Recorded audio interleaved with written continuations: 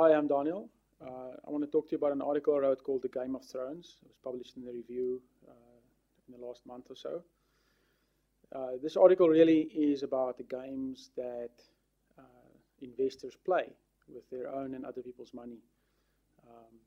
A lot of the work that we do as analysts, of course, will focus on the numbers in companies. But we also put a huge amount of effort into the analysis of so-called softer issues.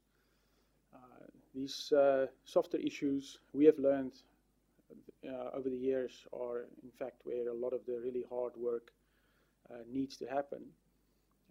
These are things like in-depth management assessments that we do, and also considering the various incentives that work behind the scenes, between long-term business owners. We call these games that the powers that be play with their own and other people's money. We call this skulduggery.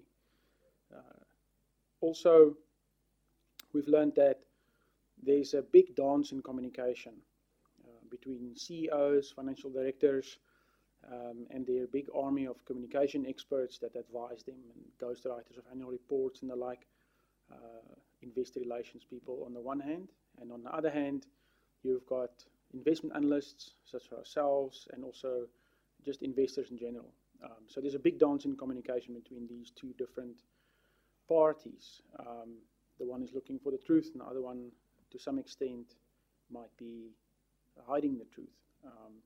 That's always an interesting aspect of communication between these two parties. But this dance in communication is heavily pregnant with the potential for superficiality because of the various different incentives that play.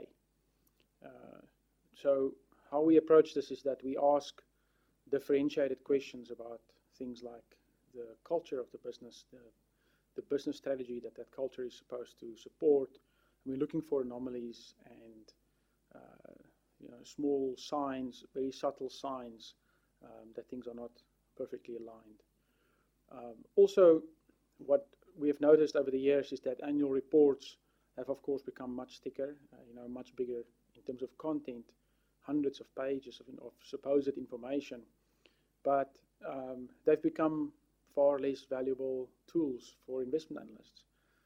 They're between the interactions of corporate governance and the legal teams that are involved in stopping people from saying things they shouldn't be saying, etc., etc., etc. By the time the final document is put in front of shareholders, it contains a lot of information, but most of it is noise. And there's not really a lot of true business insight that can be gained anymore from studying annual reports in the way we used to.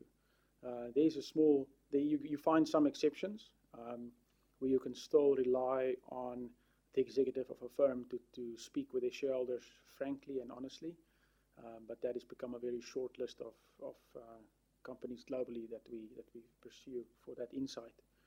The bottom line here in this piece is that the point we really want to make is that to evaluate these softer issues is equally as important as the hard numbers. Thank you.